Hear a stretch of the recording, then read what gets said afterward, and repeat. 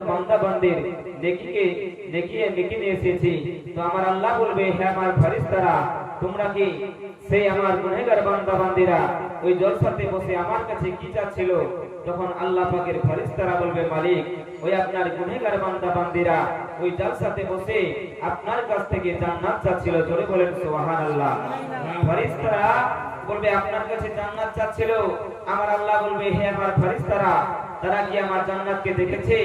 আমার আল্লাহ পাকের ফেরেশতারা বলবে, মালিক, আপনি যে আপনার জান্নাতকে সৌন্দর্য করে বানিয়েছেন, আপনি যে আপনার জান্নাতকে সোনা চাঁদি দিয়ে বানিয়েছেন, সেই জান্নাতকে তারা দেখে নাই। আমার আল্লাহ তখন বলবে, হে আমার ফেরেশতারা, বলো, সেই আমার গুনাহগার বান্দা বান্দি যদি ওই আমার জান্নাতকে দেখে নিত, তাহলে তারা কি করত? আল্লাহর ফেরেশতারা বলবে, মালিক, আপনার সেই গুনাহগার বান্দা বান্দিরা যদি আপনার জান্নাতকে দেখে নিত, তাহলে আপনার ইবাদত করতে তারা ভুলত না। জোরে বলেন সুবহানাল্লাহ। আমার আল্লাহ পাক রব্বুল আলামিন আমার ফেরেশতাদেরকে জিজ্ঞেস করবে, হে আমার ফেরেশতারা, বলো, ওই আমার গুনাহগার বান্দা বান্দিরা ওই জায়গাতে বসে আমি আল্লাহর কাছে আর কি চাচ্ছিল? তো আল্লাহর ফেরেশতারা বলবে, মালিক, আপনার সেই গুনাহগার বান্দা বান্দিরা ওই জায়গাতে বসে আপনার কাছ থেকে জাহান্নাম থেকে পানাহ চাচ্ছিল। আল্লাহ পাক জিজ্ঞেস করবে, হে আমার ফেরেশতারা, তারা কি আমার জাহান্নামকে দেখেছে? আমার আল্লাহ পাকের ফেরেশতারা বলবে, মালিক, আপনি যে আপনার জাহান্নামকে বড় ভয়ঙ্কর করে বানিয়েছেন, আপনি যে আপনার জাহান্নামকে কীট পতঙ্গ দিয়ে বানিয়েছেন, সেই জাহান্নামকে তারা দেখে নাই। আমার আল্লাহ পাক রব্বুল আলামিন বলবে, হে আমার ফেরেশতারা, বলো, সেই আমার গুনাহগার বান্দা বান্দি যদি ওই আমার জাহান্নামকে দেখে নিত, তাহলে তারা কি করত?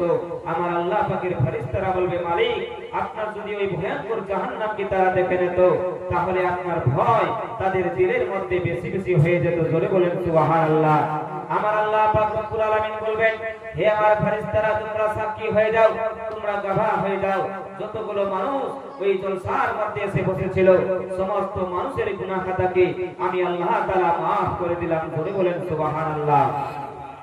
তাহলে বোঝা গেল যে এই জলসার মধ্যে বসলে পড়ে আপনার আমার জীবনের গুনাহ খাতা maaf হয়ে যায়। শুধু এটাই নয়, আমার আপনার নবী রাহমাতাল লিল আলামিন একদিন সাহাবায়ে কেরামদের সামনে বক্তব্য দিচ্ছেন, বলছে, তোমাদের জান্নাত তোমাদের সামনে আছে। আমার নবীর সাহাবারা নবীকে জিজ্ঞেস করলেন, ইয়া রাসূলুল্লাহ, ইয়া হাবিবাল্লাহ, নবী গো, জান্নাত আমাদের সামনে, কই আমরা তো দেখতে পাই না, জান্নাত কোথায়?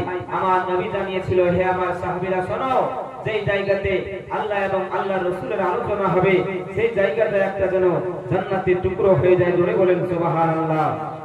তাহলে বেরাদার, এই জান্নাতি টুকরো বসে আমরা খুশি না বেজার?